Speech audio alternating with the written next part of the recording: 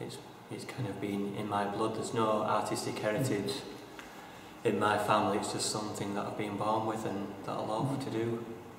What time of your life did you decide that really art was going to be a career?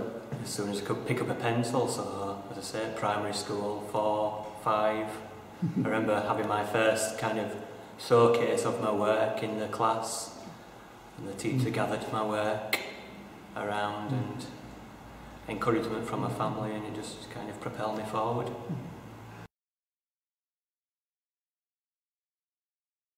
Yeah, well, I've always wanted my art to speak to the mainstream, and I've done that by getting my artwork into alternative venues and industries like the sports world and the business, commercial world, and that's opened up a lot of people who are not really interested in art but are interested in how I create my work to look so photographic, and that's how I've kind of embraced these sections of society.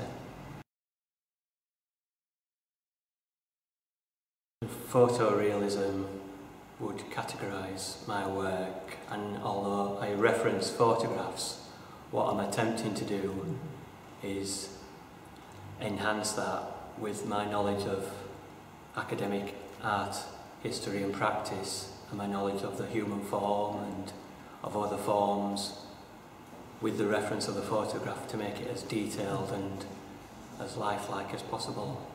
It's a literal thing, so it looks like a photograph, so it's easily understood.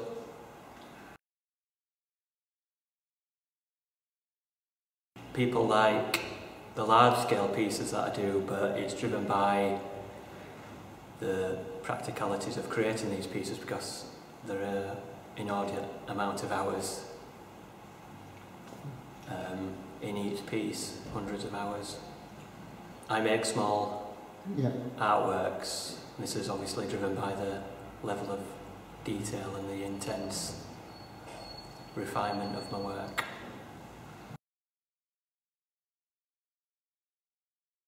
But there is another aspect to your career which is really interesting. We are doing this interview in an art gallery which carries your name. Yes. We are at the Darren Baker Gallery. That's right. Can you explain about how you decided to become a gallerist as well as an artist? It's always been an ambition of mine to have my own gallery, and using my own name, which I hope will be able to call on the networks that I've established not only in the art world but in other circles to help emerging artists. I'm very motivated by that desire to help young talent, give them an opportunity to show their work, particularly in London, because I know how difficult, coming from Huddersfield, how hard it was to have that opportunity.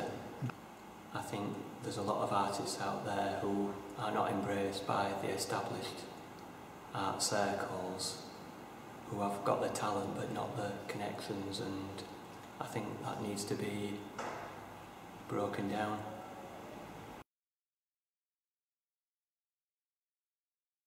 Yes, I'm associated with IPA, and Jason in particular.